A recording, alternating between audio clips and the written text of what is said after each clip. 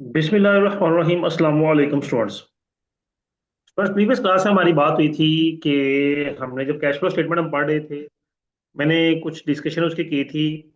और जो मैंने कहा था कि लिंक्स मैंने डिस्क्रिप्शन में लिंक भी दे दिए हैं कैश फ्लो स्टेटमेंट स्टडी करने के लिए। तो अब हम बात आज करेंगे कि ये जो एक प्रैक्टिस क्वेश्चन को डिस्कस करेंगे। वैसे तो जो लिंक मैंने दिए हैं उनमें भी प्रैक्टिस क्वेश्चन मौजूद है। आप उसको भी अच्छे तरीके से कर लेंगे तो आपको कैश फ्लो स्टेटमेंट की बड़ी अच्छे से समझ आ जाएगी। ठीक है। लेकिन फिर भी यहाँ पे जो प्रैक्टिस क्वेश्चन मौजूद है, हमें इस प्रैक्टिस क्वेश्चन को करना है ताकि हमें फर्दर अंडरस्टैंडिंग हो गई what is cash flow statement. वैसे तो ये कैश फ्लो स्टेटमेंट आपके लेसन नंबर 18 तक चलनी है। ठीक है। तो इस प्रैक्टिस क्वेश्चन को देखते हैं और फिर आगे जो जो कुछ नई चीजें आएंगी उनको अभी हम डिस्कस करेंगे। अगेन रिपीट कर दो वो जो मैंने आपको कैश फ्लो स्टेटमेंट के हवाले से जो डिस्कशन टॉपिक दिए हैं। ठीक है, उनको अंडरस्टैंड करना बड़ा जरूरी है। आपको पता होना चाहिए कि ऑपरेटिंग एक्टिविटीज क्या हैं, इन्वेस्टिंग एक्टिविटीज क्या हैं और फाइनेंसिंग एक्टिविटीज क्या हैं। ठीक है। क्वेश्चन रीड करते हैं। You are given the balance sheet of ABC limited as at 31 June 2001 and 2002 and its profit and loss account for the year ended 30 June 2002। Required क्या है, कैश फ्लो स्टेटमेंट बनानी है। ABC limit balance sheet as at June 30, 2002। Building at cost है 81,000। ये थोड़ी सी adjustment खराब है। ये 140 है, ये इसके सामने आना था। मैं यहाँ पे नोट डाउन किए देता हूँ।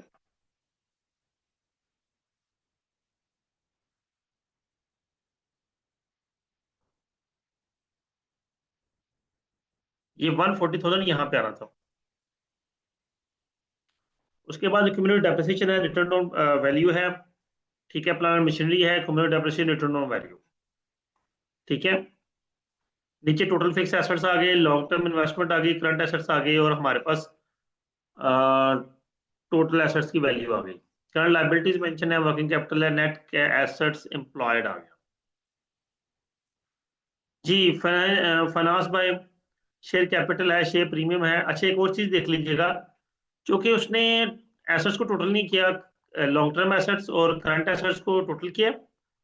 और उनमें से करंट लाइबिलिटीज को 61,000 की लाइबिलिटीज माइनस कर दी हैं। 192 एंड 103, 195,000 ये बनता है। 295,000 सॉरी। और प्रीवियसली हमारे पास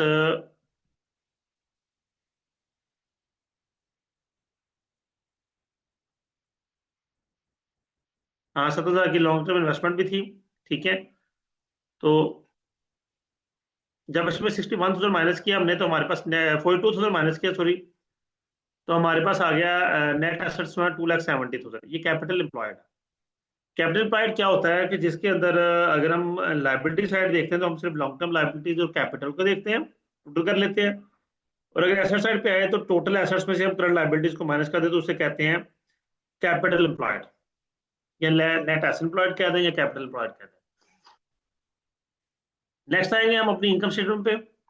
हमारे पास sales, cost of sales, gross profit, other income, less operating expenses हैं, selling expenses and so on, blah blah blah blah. हमारे पास अक्यूमुलेटेड प्रॉफिट आ गया 34,000 का। Other income include dividend on long term investment. Other income में dividend लिखा हुआ है लॉन्ग टर्म इन्वेस्टमेंट के लिए। तो ये हमारा इन्वेस्टिंग एक्टिविटी के आइटम है तो हम यहाँ पे ऐड नहीं कर सकते। ठीक है। दूसरा cost of goods sold include depreciation है, मशीनरी की 5,000 ये डेप्रिसिएशन में ये एड बैक होगा। और accumulated depreciation machine disposed of amount 4,000, 4,000 की ये अमाउंट भी हम इसको सेटल करेंगे। अगर हम इसके सोल्यूशन की तरफ आते हैं, जो कि मैंने कहा था कि हम प्रॉपर डिस्कस करेंगे, अगर मैं खुद करना भी पड़ा तो हम करेंगे। देखिए आपके पास प्रॉफिट बिफोर टैक्स 37,000 है। बल्कि इसको इस तरह से करते हैं कि हम एक और फाइल ओपन करते हैं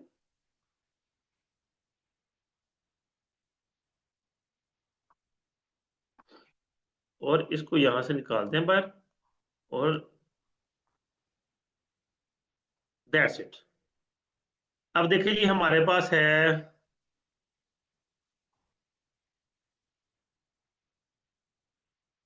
जी, ये क्वेश्चन है जी। और ये हमारा पास सोल्यूशन है, सोल्यूशन को देखते हैं प्रॉपर।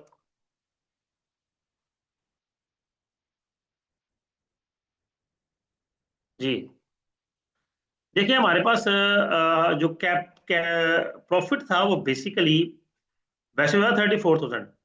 लेकिन आप देखें प्रॉफिट बिफोर टैक्स हम लेते हैं तो profit for the year before tax 37,000। ये हम लेंगे, इसमें एक तो डेप्रिसिएशन ऐड बैक करेंगे।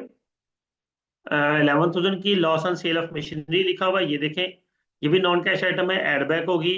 Markup of TFC, term finance certificate stand for, ये भी ऐड बैक होगा क्योंकि ये भी यहाँ नहीं आएगा, ये लॉन्ग टर्म इन्वेस्टमेंट की आइटम है।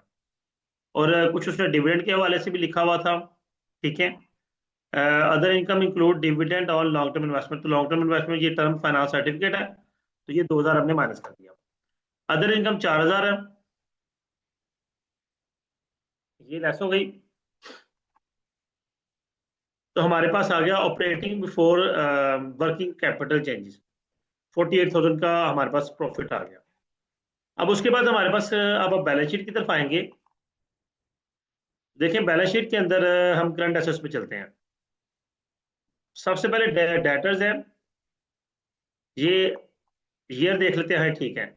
डेटर्स में इजाफा हुआ है तो ये माइनस होगा। स्टॉक में कमी हुई है, ये ऐड होगा। शॉर्ट टर्म डिपॉजिट्स 3,000 के, ये इन्वेस्टमेंट है हमारी, और इससे कैश एट बैंक का कोई ताल्लुक नहीं होता। ये तो जो बल्कि एट द एंड में एडजस्ट करना है। करंट लाइबिलिटीज में आ जाए तो हमारे क्रेडिटर्स में 3,000 का इजाफा हुआ है, तो ये भी ऐड होंगे। तो स्टॉक 15,000 का आ गया, 3,000 क्रेडिटर्स आ गए, 9,000 के डेटर्स माइनस हुए हैं। तो हमारे पास कैश फ्लो फ्रॉम ऑपरेशन आ गया 57,000 का। उसके बाद हमने markup paid on terms finance certificate 2,000, अब ये माइनस कर दिया, यहाँ पे ऐड बैक किया था, दोबारा माइनस किया सेपरेटली। ठीक है। और 8,000 का हमने टैक्स भी पे किया है। जो पेमेंट्स हैं ये हमने स्टिल माइनस कर दी, तो 47,000 हमारे पास आ गया। आगे चलते हैं जी। अब कैश फ्लो फिर इन्वेस्टमेंट एक्टिविटीज है। इसमें हमने डिविडेंड रिसीव किया था 4,000 का, ये कहाँ है?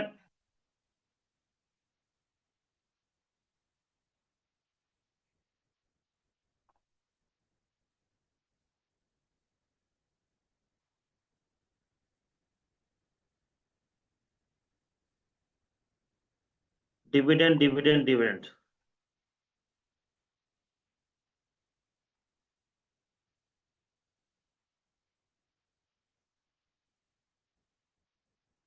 जी, प्रपोज डिविडेंड 18,000 है, ये तो हम डिविडेंड पे कर रहे हैं। डिविडेंड रिसीव्ड किधर है?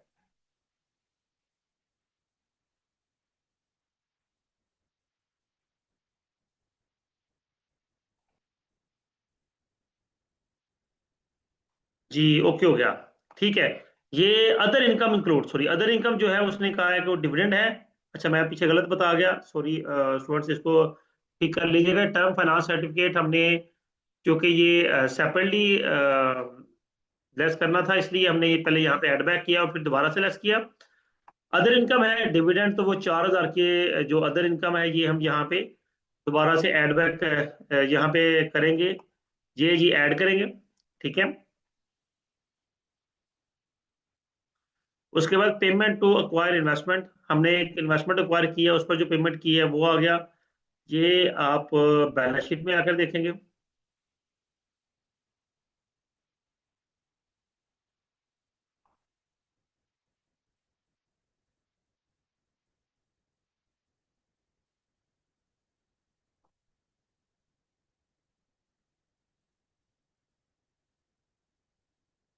यहाँ पे कहाँ पे उसने पेमेंट की है?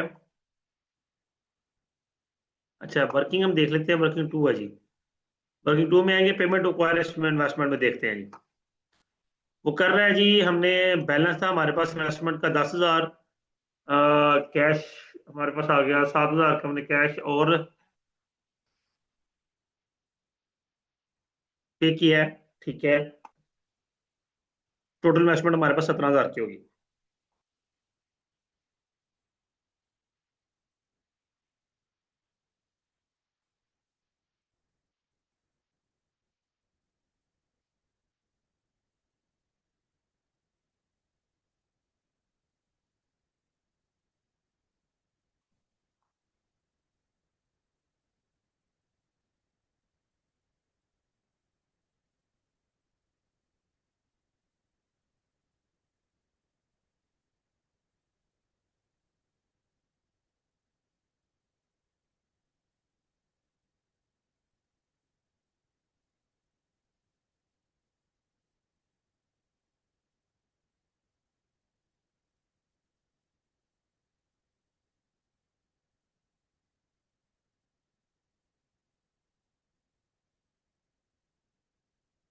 ये आ गया ऊपर, मैं सर्च ही कर रहा था, मैं कह रहा हूँ कहाँ पे है ये है जी। लॉन्ग टर्म इन्वेस्टमेंट 10,000 की थी, 17,000 की होगी, तो 7,000 हम फर्दर हमारी जो इन्वेस्टमेंट है वो। जी, 7,000 की इन्वेस्टमेंट आ गई हमारे पास। इसके बाद परचेज ऑफ फिक्स एसेट्स, हमने फिक्स एसेट परचेज किए हैं। हाँ, इसकी वर्किंग प्रॉपर होनी है, ये जस्ट आप यहाँ पे माइनस करें तो ये, तो आपको मेरे ख्याल बनता है कुछ 27,000, आई थिंक सो, 27,000 बनता है। जबकि यहाँ पे उसने 41,000, 41,000 लिखा हुआ है। ऐसा क्यों है? क्योंकि उसने डेप्रिसिएशन भी एडजस्ट करनी है। डेप्रिसिएशन एक तो उसने दी हुई है यहाँ पे, ये देखें, सॉरी नीचे आएंगे इनकम स्टेटमेंट में, डेप्रिसिएशन है, डेप्रिसिएशन ऑन बिल्डिंग 6,000। और नीचे आ जाए तो उसमें फर्दर डेप्रिसिएशन दी हुई है, मशीनरी की 5,000, और मशीन की डेप्रिसिएशन 4,000 है। तो हमारे पास फिक्स एसेट्स उसने कहा चेंज हुए हैं, तो हम इसकी वर्किंग पे आएंगे। देखिए, परचेज ऑफ फिक्स एसेट 1,40,000 के एसेट्स पहले मौजूद थे। फिक्स एसेट्स ऊपर आते हैं।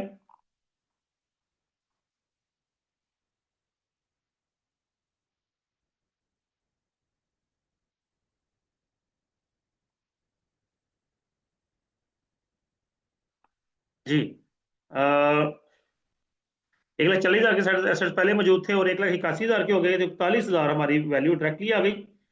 ये नीचे डेप्रिसिएशन एडजस्ट करके उसने लिखा हुआ है, तो हम डायरेक्टली मेन वैल्यूज उठाएंगे। वो 41,000 हमारे पास आ गया, ये है। Receipt from sale of asset, 1,000 की हमारी रिसीट एसेट सेल करने से हुई है, वो उसने यहाँ पे लिखा, ये वर्किंग ओवर में आ जाए। ये है जी कि 90,000 का एसेट था, डिस्पोजल हुआ 7,000, तो बैलेंस 83,000 हमारे पास। 1,000 कहाँ से आया जी?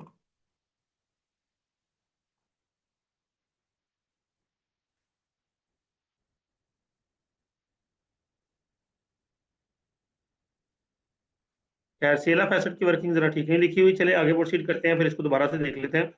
अच्छा, net cash flow from investing activities आ गया, ये इसकी वैल्यू आ गई। ऑपरेटिंग एक्चुअली 47,000 आया, ये 43,000 आया, और ये नेगेटिव फिगर आई।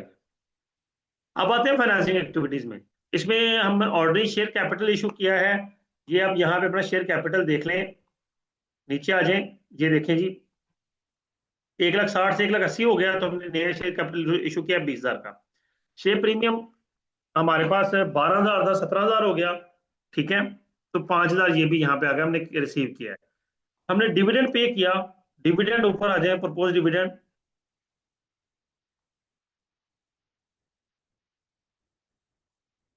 बल्कि हम वर्किंग ही देख लेते हैं, वर्किंग नंबर 5 है जी, प्रपोज डिविडेंड की।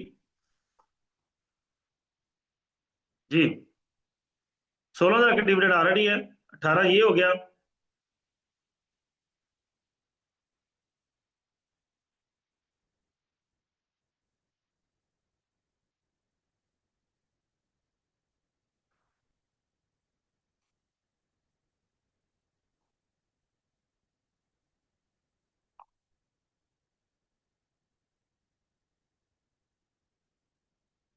जी, अब नया पुराना डिविडेंड जो कि हमें पे कर दिया, और नया प्रपोज्ड है, ठीक है। डिविडेंड ये 16,000 हमने पे किया है, वो यहाँ पे पेड में आ गया। 18 जो कि वो है हमारा प्रपोज्ड है, तो वो जो कि अभी पे होना है, तो वो नेक्स्ट ईयर हम लिखेंगे। Repayment of term finance certificates, 4,000 की टर्म फाइनेंस सर्टिफिकेट की में रीपेमेंट आई है, ठीक है। ये वर्किंग नंबर 6 में लिखी हुई है, यहाँ पे आप देख सकते हैं। जी, 4,000 कैश हमने रिसीव किया, और टोटल टर्म फाइनेंस सर्टिफिकेट पहले 16 से 20 रुपये हमारे इधर टर्म फाइनेंस सर्टिफिकेट के हमारे।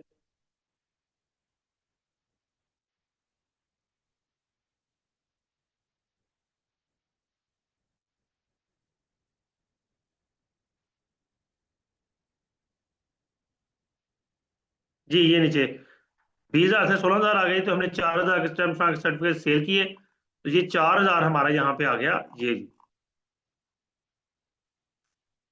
ये हमारी लॉन्ग टर्म इन्वेस्टमेंट है, ठीक है, लॉन्ग टर्म है जी, इसलिए हमने इसको यहाँ पे अपने फाइनेंसिंग एक्टिविटी में लिखा है। अब यहाँ पे अगर आप इस चीज को देखें, तो net cash flow for financing activity 5,000 आ गया। अब 47, ये 552, और 43 माइनस किया, तो हमारे पास 9,000 का नेट कैश आ गया। अब ओपनिंग कैश अब देखें, तो हमारे पास 24 ये है और 15 ये है। 39 हो गया। 39 हमारे पास ओपनिंग था, दोनों को ऐड किया तो 48 होना चाहिए। 30 प्लस 18, 48 होना हमारे पास कैश एंड कैश इक्विवेलेंट आ गया एट द एंड। अच्छा, यहां पे ये सारी बातें करने के पर अब ये एक चीज गौर करें कि हमें हर एक एक चीज को देखना है, लेकिन according to cash flow statement sequence. तो इस क्वेश्चन को मैंने यहां पे डिस्कस किया, आपने इसको फिजिकली सॉल्व करना है एक दफा, सारी वर्किंग साथ करनी है, ताकि आपका ये इतना लेंथी क्वेश्चन पेपर में नहीं आएगा। वो डाटा देके आपको कहेगा ऑपरेटिंग एक्टिविटीज बनाएं, सिर्फ इन्वेस्टिंग एक्टिविटीज या सिर्फ फाइनेंसिंग एक्टिविटीज पूछेगा। ठीक है, वर्किंग भी मैंडेटरी नहीं होती, आप सिंपली यहाँ पे लिख भी देंगे तो काम चल जाएगा, लेकिन वर्किंग कर ले तो ज्यादा सूटेबल हो जाता है, अथेंटिक वर्किंग मामला हो जाता है। वैसे डायरेक्टली वैल्यूज लिखें, जिस तरह यहाँ देखें ना कि किधर गया हमारे पास ये 16, 20 से 16 4000 आया, तो 4000 हमने यहाँ पे मेंशन कर दिया कि हमने ये 4000 पे ऑफ कर दिया है। ठीक है, तो इस तरह से आप डायरेक्टली वैल्यू लिखेंगे बगैर वर्किंग के, तब भी काम चल जाएगा, हमें जरूरत नहीं है वर्किंग की, जरूरी नहीं है वर्किंग। ठीक है, लेकिन इस क्वेश्चन को एक दफा आपने फिजिकली सॉल्व करना है, ये जरूरी है।